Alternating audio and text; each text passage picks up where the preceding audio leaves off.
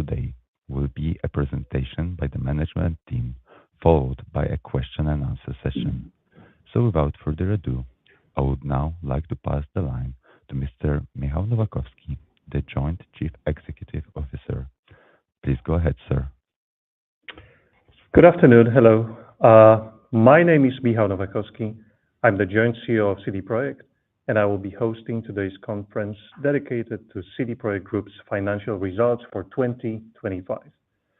I will be co-presenting with Piotr Nie-Lubowicz, our Chief Financial Officer, and after the presentation, we will invite you to participate in a Q&A session where we'll be joined by Karolina Gnaś, our VP and Head of Investor Relations.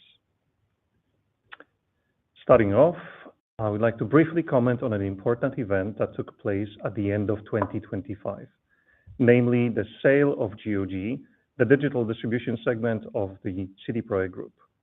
The rationale behind this deal is pretty straightforward.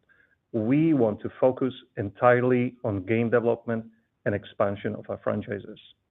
As you know, we are upscaling our operations, working on multiple AAA projects simultaneously and developing new products around our IPs. This dynamic growth demands our full attention and resources. What I do want to emphasize is that GOG remains an important distribution partner for us, and our plan is to continue releasing our future titles on this platform.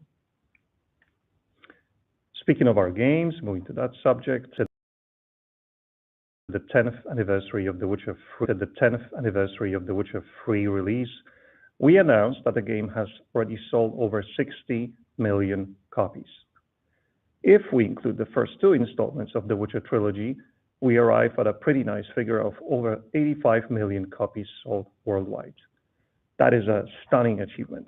Seeing our games reach such a broad audience confirms that our stories and worlds continue to live on and resonate with gamers for years. And this, of course, makes the whole CD Projekt Red team very proud and motivated, especially as we continue to work on The Witcher 4, which will open a brand new saga in this universe. And yet we continue to explore new ways to introduce The Witcher games to new players. The inclusion of The Witcher 3 Wild Hunt Complete Edition in the Xbox Game Pass library is a great opportunity to attract more gamers to our universe. In the 10 years since the release of The Witcher 3, an entirely new generation of players has rematched, many of whom have never fully experienced Geralt's story firsthand. Bringing the game to Game Pass allows us to bridge that gap and lets new players discover why The Witcher 3 became such an important title for so many others. It's also a natural moment to reignite interest in the universe ahead of the new saga. Besides the Witcher games, we are also active in what we call the franchise flywheel area. What you see here is just a part of our recent achievements in this field. From a worldwide concert tour to merchandise, comic books, board games, and collaborations with other titles, we remain active on many fronts. By doing this, we offer our fans the opportunity to interact with the Witcher brand in various engaging ways, enabling them to stay immersed in the universe while anticipating our next major release. Importantly, in addition to the positive indirect effect of supporting sales of the games from the Witcher universe and helping keep the franchise relevant and visible to players, all these activities also have a direct material effect. Since the release of The Witcher 3 in 2015, our franchise flywheel projects centered around the Witcher brand have brought in an extra 100 million Polish zlotys in revenue. Moving on to our second pillar, that is the Cyberpunk franchise. In 2025, we had the great pleasure of announcing further sales milestones. The base edition of Cyberpunk 2077 has sold over 35 million copies, whereas sales of the Phantom Liberty expansion crossed the 10 million mark. These numbers are the result of our continuous support for the title and commitment to enriching player experience. And we still periodically roll out new, smaller features and updates to the game, and we intend to continue doing so. Long-term support for our flagship titles is an important part of our strategy, and it's helping us sustain player interest and ensure that the game continues performing well in the long run. Alongside our continuous support, bringing Cyberpunk 2077 Ultimate Edition to new platforms certainly boosted our sales figures as well. Last year, we released the game on Nintendo Switch 2 on the very day of the console's global launch. The title also made its debut on Mac devices with Apple Silicon processors. Furthermore, last July, the base edition of the game was for the first time ever included in a subscription service, entering the PlayStation Plus catalog. Following up on that, on Monday we announced that Cyberpunk 2077 will get in the following weeks a free tech update that will take advantage of the expanded hardware capabilities offered by the PS5 Pro console. What's more, over a week ago, the game had joined the previously announced The Witcher 3 Wild Hunt in the Xbox Game Pass catalog. Just as with the PlayStation Plus catalog, the game is offered to subscribers in its base version. Players who wish to delve even deeper into the Cyberpunk world have the option to do so by purchasing the Phantom Liberty expansion separately. As for the franchise flywheel area for the Cyberpunk world, we are just as active here as in the Witcher universe. Our creativity and ambitions go really far. Together with our partners, we step beyond standard categories, offering unique products such as dedicated AR glasses, arcade machines straight out of Night City, or an upcoming proprietary Cyberpunk trading card game, by the way, whose Kickstarter campaign launched this week, already being the most funded TCG campaign launched on this platform. And those are only a few examples. Since the release of Cyberpunk 2077 in 2020, our franchise flywheel activities have generated nearly 70 million Polish zlotys in additional revenue, which clearly demonstrates the strength and appeal of this brand. But that's not the end. We have an important development update regarding our third franchise, Hadar. Work on the project is progressing dynamically, and the team has established the foundations of this entirely new IP. Now we have clearly defined distinguishing features of this world and established key pillars that will not only provide the foundation for the game itself, but also potentially for other future products. Of course, this does not mean the end of work on IP itself, which will naturally continue to evolve and develop on many fronts over time. The team is now actively designing specific elements that might be included in a game. We are creating multiple prototypes and implementing them directly into Unreal Engine. This allows us to live test and verify how selected mechanics and gameplay elements can perform. And to conclude my part, let's briefly discuss changes in the size of our development teams. As of the end of February 2026, we had over 900 developers on board, meaning that an impressive number of more than 220 developers have joined our teams over the past year. Compared to October last year, most new hires are now part of the team working on The Witcher 4, where they help improve quality and scale up solutions presented in the Unreal Fest tech demo across the entire game. Having gained greater visibility on the game's scope, we are strengthening our internal teams, while at the same time recruiting top-class talent to provide long-term support in delivering both The Witcher 4 and our future titles. Of course, these headcount numbers only reflect the projects we are developing internally. They do not include projects that we do in cooperation with our external partners, including the one we are working on with Fool's Theory. We plan to reveal more information about this specific project later this year. In the current year, we plan to continue strengthening our development teams, working on key projects, and we want to continually attract the best talent in the industry, offering them a space for safe and inspiring development. Now, that would be all from me, and I'm going to pass you into the hands of the one and only Piotr Milubowicz. Thank you, Michał, and good evening, everyone.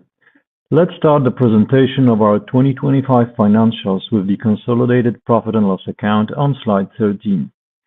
First, a technical remark. Following the sale of GOG, which Michał already mentioned, Effective January 1st this year, the group is continuing with activities previously described as the CD Projekt Red segment, so we will no longer distinguish separate segments in the context of our business and reporting.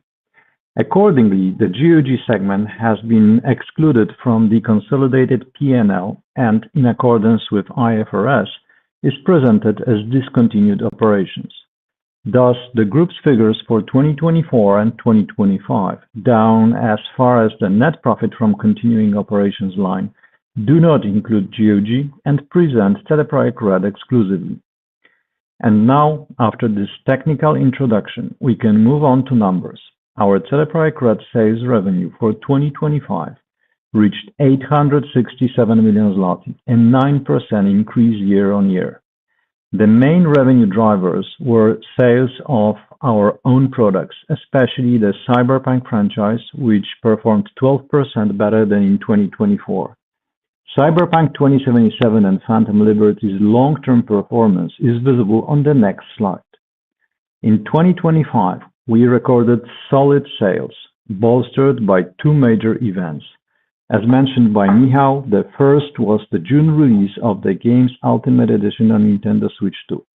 The second event, supporting our sales revenue, was the introduction of the base edition of Cyberpunk to PlayStation Plus Extra and Premium subscription services.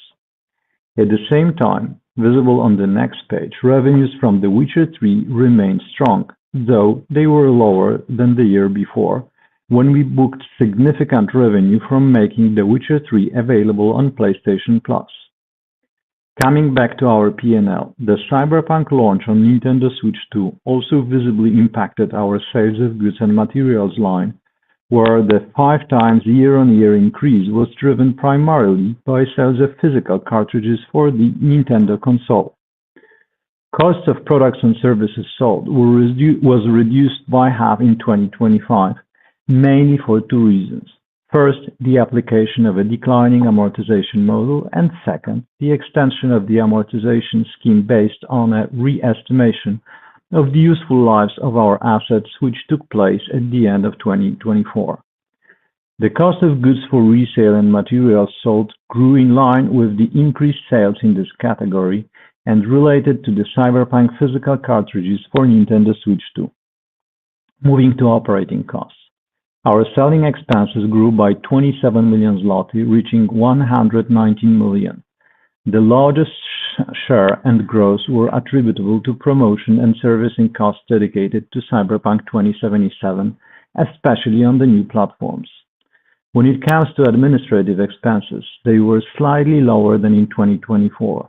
This was mainly due to lower research costs for games in the early conceptual phase. For most of the comparative period, these included expenditures related to Cyberpunk 2, which started to be capitalized back in 2024. In 2025, the research works line item was driven mainly by work on Project Hadar and some other tech and AI development projects we run in-house. All of the above resulted in an operating profit of over 470 million zloty, a nearly 30% increase year-on-year. In 2025, the group reported again over 60 million surplus of financial income over financial expenses, resulting mainly from interest income on bonds and bank deposits. Moving further to our income tax. In 2025, we recorded an effective tax rate of 3.2% within consolidated continuing operations. This relatively low rate was primarily influenced by the application of IP box and R&D tax reliefs, the offsetting of capital gains income against tax losses from previous years, resulting in no capital gains tax, and an increase in deferred tax assets resulting mainly from the expected future increased utilization of the R&D tax relief. On top of the above, we have adjusted from 2025 to 2024 the correction of withholding tax from previous years. This resulted in a change of nearly 26 million zloty, which reduced the tax this year versus what we were presenting in our intermediate reports and increased the tax level in 2024. As part of the year-end closing process, we decided to change the presentation by restating the comparative period as this approach was deemed more appropriate. As a result, the reported tax and net profit for 2024 you see here differs slightly from the figures we presented a year ago. Finally, our net profit from continuing operations reached 521 million zloty, making 2025 the second best year in our history. This is nearly 1/5 higher than in 2024, a result we are really happy with. The net profitability of over 60% speaks for itself. Adding nearly 74 million zloty from discontinued operations, representing the after-tax gain on the sale of GOG and its 2025 net results, our total net profit reached an impressive 595 million zloty. I always like to look at results and trends in a longer perspective. Therefore, the next slide presents the financial performance of our continuing operations, basically the Cellebrite Red segment. Our sales revenues are represented by the height of each entire bar. The gray part represents costs and taxes, and the remaining green part shows our net profit for each year. This perspective demonstrates not only that the past year was the second best year in our history in terms of net profit, but also that our net profitability reached a historically high level of 60%, comparable only to 2020, the record-breaking year of Cyberpunk 2077's launch. The data reflect our continuing operations with no influence of the GOG transaction. Now we can move on to the next slide, number 18, our consolidated balance sheet. On the asset side, first, the core of our business, expenditures on development projects. The balance for the full year 2025 increased by 453 million to nearly 1,150 million zloty. New developments, mainly The Witcher 4, Cyberpunk 2, and Sirius, as well as several projects that are still unannounced, accounted for over 500 million zloty of new investments. At the same time, there was a 57 million zloty decrease due to amortization driven mainly by the already released Cyberpunk 2077 and Phantom Liberty. In line with the recent and planned expansion of our development activities, we continue to invest in our infrastructure, as seen in the 72 million zloty increase in the property, plant, and equipment line item. This was mainly driven by the investments at our Warsaw campus, namely the final touches to the construction and fit-out of our new office building, which, since June, houses The Witcher 4 team. The second investment has been our new performance capture studio, which is expected to be completed this year. In 2025, we also expanded our Boston office, which required certain investments into fit-out and equipment. The significant growth of our other current assets is the result of increased balance of advance payments and to our contractors and suppliers, and outstanding receivable from the sale of GOG shares at the very end of December. This receivable was paid at the beginning of the current year, which will naturally be reflected in the cash flow in Q1 2026. The total value of cash, deposits, and bonds included in the three asset items marked with an asterisk is summed up below the table and amounts to 1,325 million zloty as of the end of 2025. I will have a separate slide to provide some more insight into our main cash flow drivers for this year.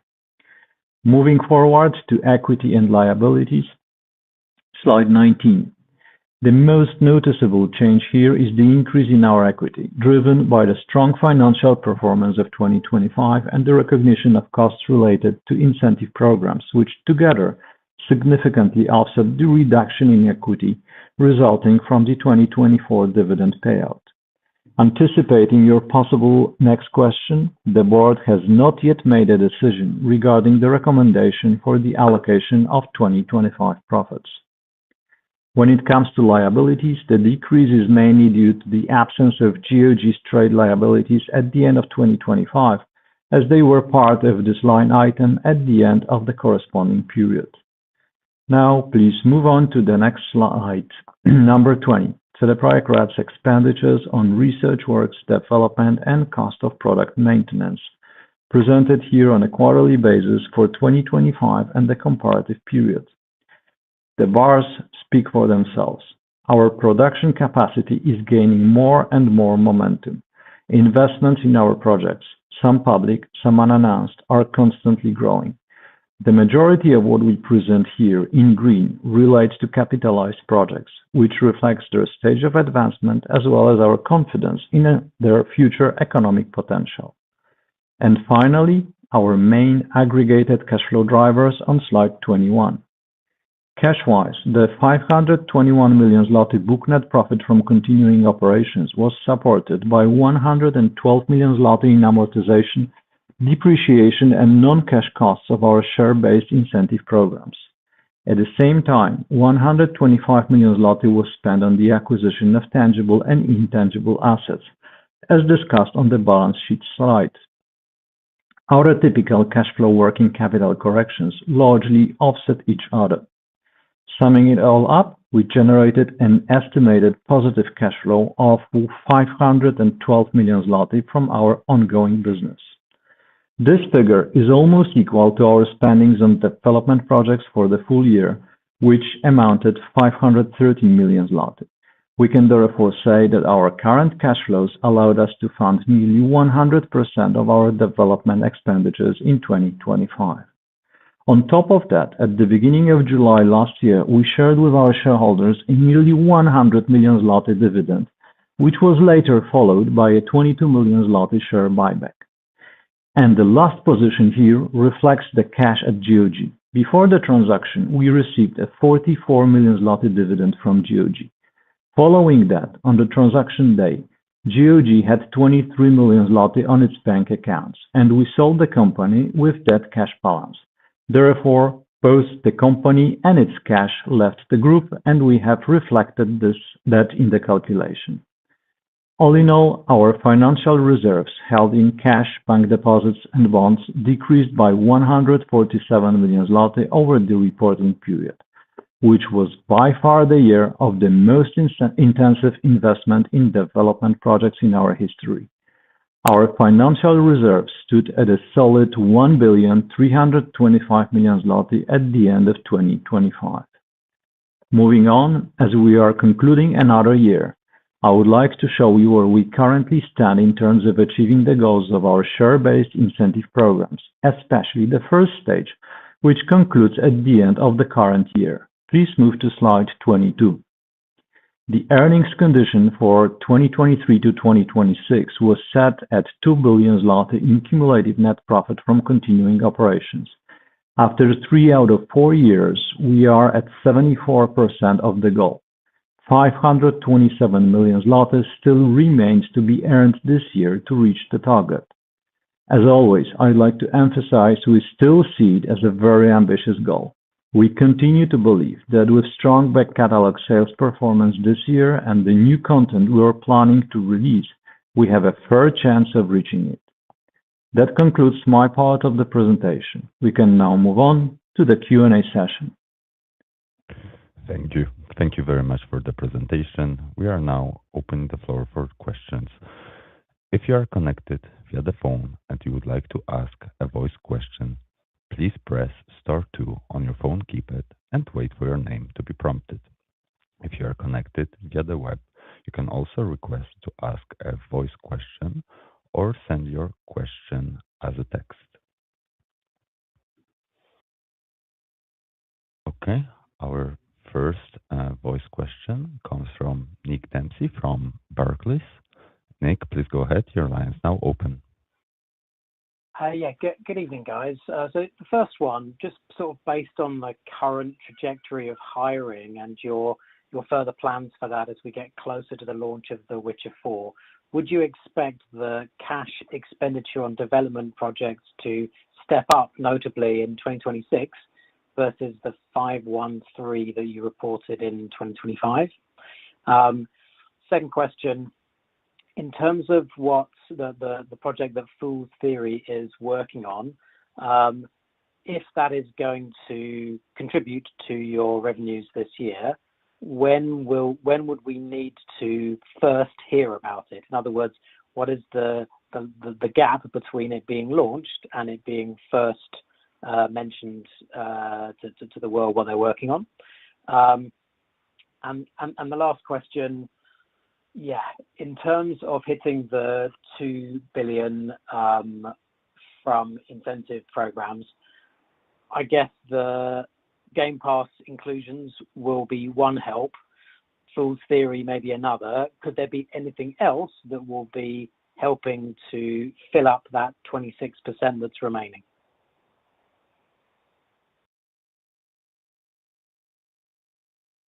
Hello, Nick. Peter here. So the first question was on the increased expenditures on developing our games farther to getting closer to the Witcher 4 launch.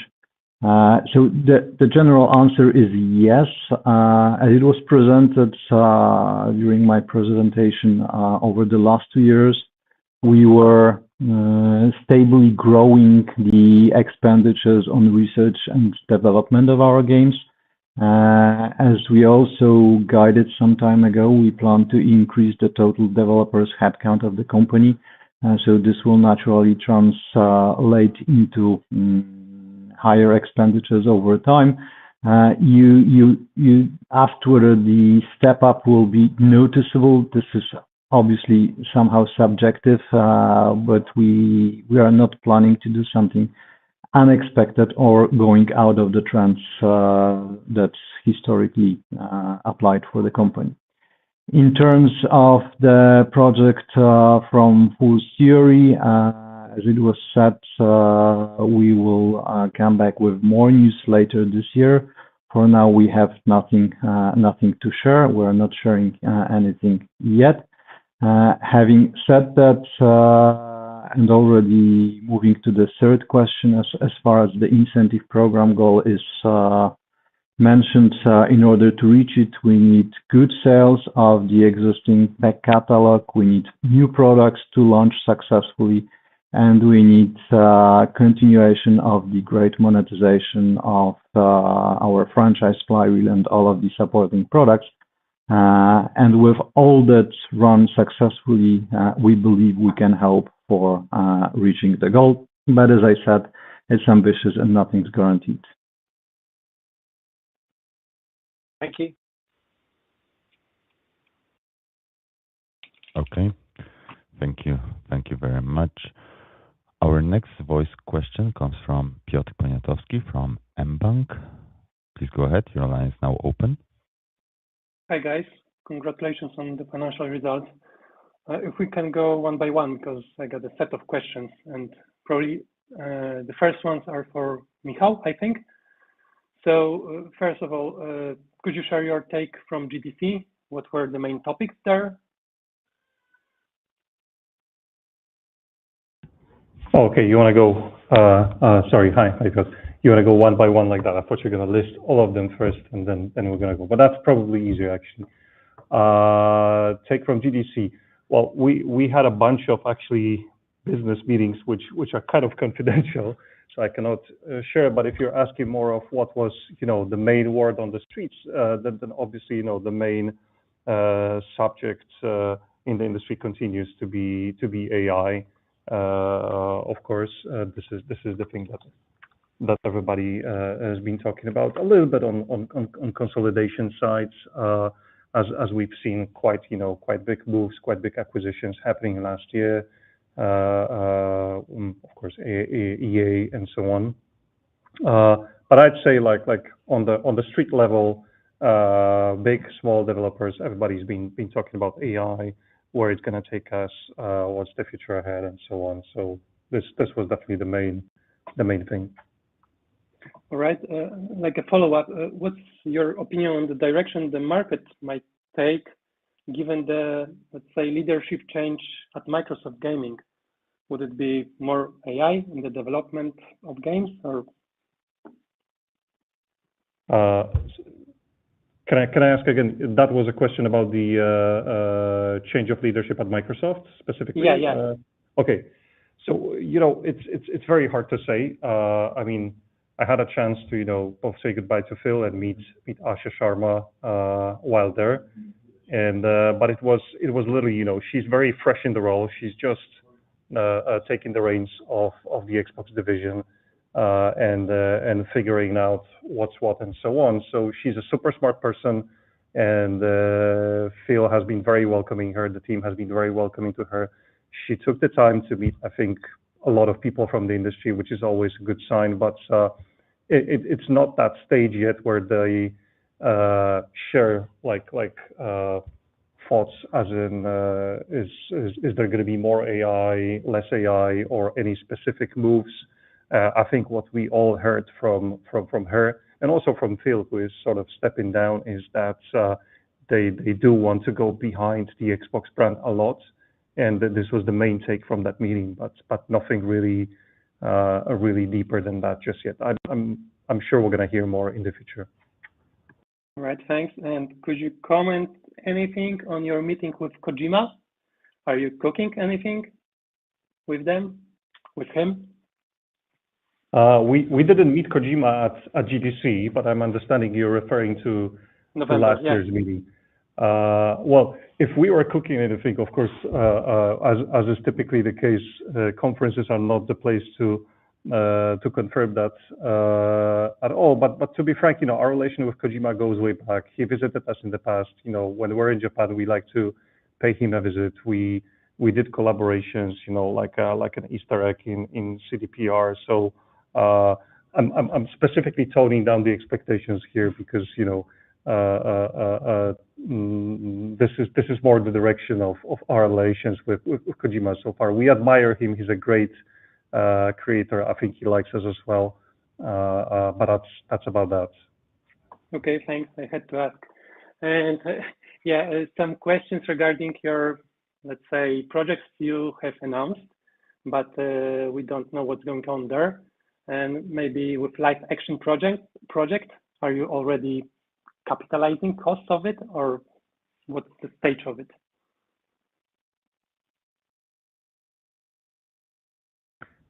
The question is about unannounced projects in general? You had already announced that you are, let's say, thinking about live action project. Oh, live action. Okay, you mean like... Yeah. I mean, there's nothing new we can announce. Sadly, I really would love to, share more with you. But this is not the moment where I can, add any crispy details for you to chew into. We are working towards it. We see some movement that we think is interesting, but it's far from the point where we'd be able to kind of, go out of the tube and say this is what's happening. So unfortunately, you're gonna still have to bear with us. And there is no capitalization going on of any kind in that regard. Like, our list of unannounced projects does not include that specific one.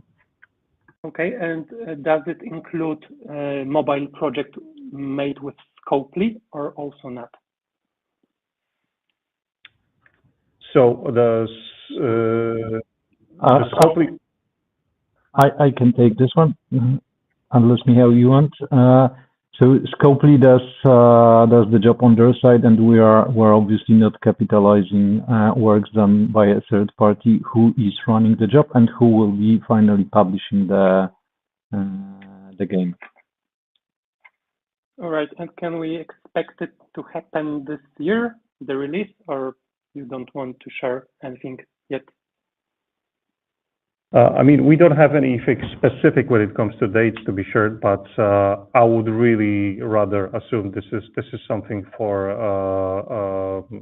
to look forward to later than a year from now. I mean, these things take a lot of time to iterate, test internally with test groups and so on. So I would really not expect anything very, very soon. All right, thank you. Thank you. Okay. Thank you. Thank you very much. We don't have any other voice questions at the moment, so I'm gonna pass the line to the management team for the text questions.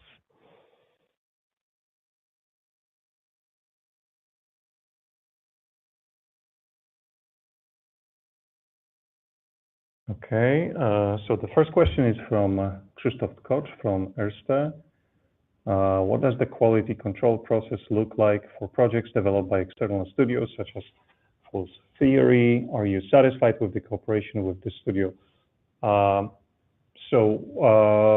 In case of this cooperation and a few others, actually, we have a dedicated internal QA team that monitors development progress on an ongoing basis and of course participates in checking out these projects through playtests and so on. There's also a group within CDPR that supports external teams, provides them with feedback, anything else they may need in terms of, I don't know, lore or any specific assets, help them to develop project solutions and ensures any lore consistency troubles they may run into are solved as well efficiently. And we also usually work according to some milestone schedule, on projects like that. So there is quite a bit of our involvement, and we actually prepped a setup for that. And yeah, we're quite satisfied specifically with Fool's Theory, where we are with them, and when the project we're working on with them is heading. I'll actually stay online. The second question is from Grzegorz Balcerski from Trigon. When do you plan to ramp up marketing efforts for the new game content you've announced for this year? Should we expect a longer marketing campaign, several months or weeks, or is a shadow drop still a possibility? So I like to say everything is a possibility. Having said that, our experience and our preference for the type of games we make is a little bit longer term marketing campaigns. We think they tend to work a little bit better than a simple, mic drop at some conference or event. So yeah, I would rather point in that direction. Okay, the next one is from Michał Wojciechowski, Ipopema, and I will take this one. The question is, good evening. Could you comment on the increase in the Witcher 4 team? During previous calls, you suggested that the team size should not expand. Has your approach changed? Do you expect further increase? So what I'm about to say, I think is true to all projects. The further you go, the more visibility you get. And as for the Witcher 4, we are adjusting the size of team according to meet our production needs. Right now, the Witcher 4 team is around 500 people, and we are now hiring where we see gaps. But also we take some opportunities when exceptional talent becomes available, obviously. And one more important point here, we are currently using less outsourcing that was planned. So cost-wise, these two things naturally balance each other.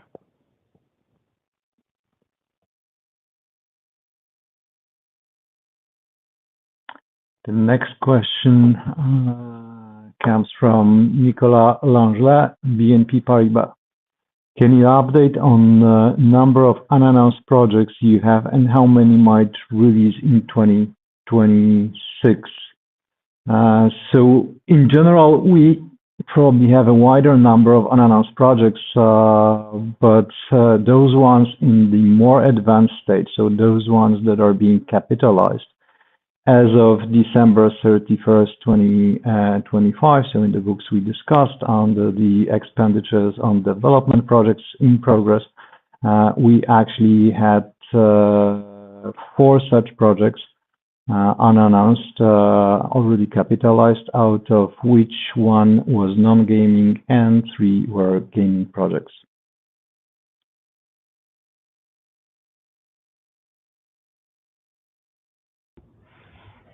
Okay, the next one is also from Krzysztof Koch from Erste.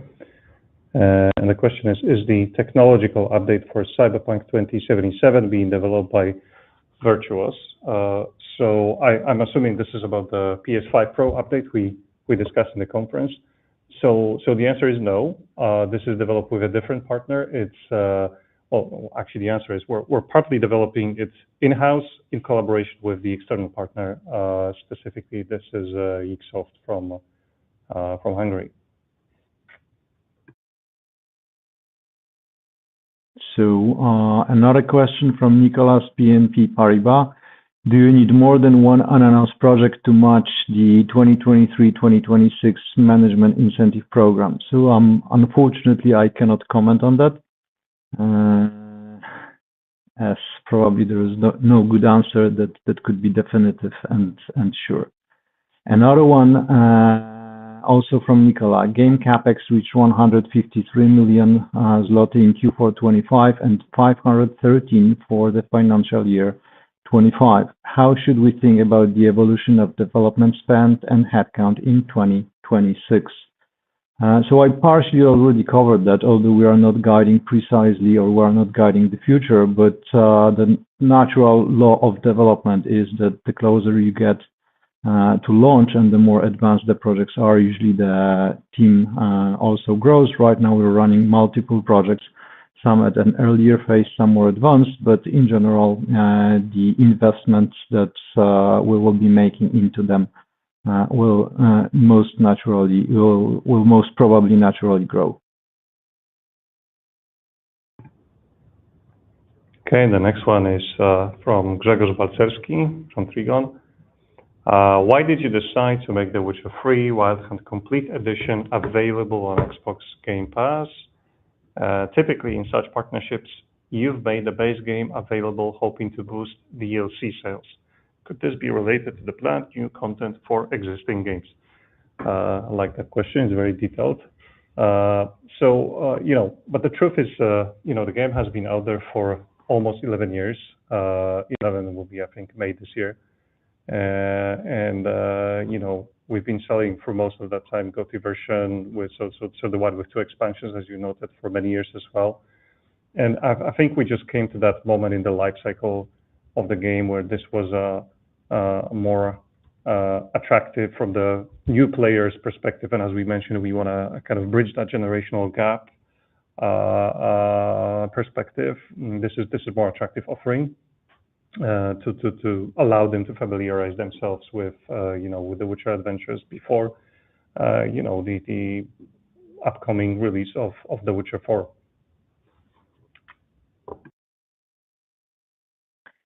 And the next question came from Sebastian Gałkowski, ISB. Could you comment on current year's expenditures in comparison to 25? So actually, we do not guide on future costs. However, together with accelerating projects and new recruitments, you can naturally expect the expenditures to increase this year comparing to the historical 2025.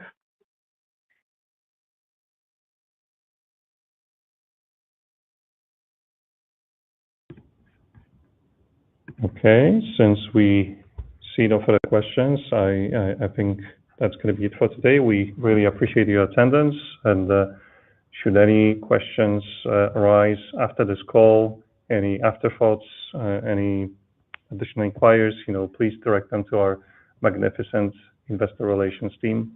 I'm sure they will be happy to pick them up and come back to you. Otherwise, I wish you all a wonderful evening and goodbye and till the next time. Thank you. Thank you. This concludes our call for today. We are now closing all the lines. Goodbye.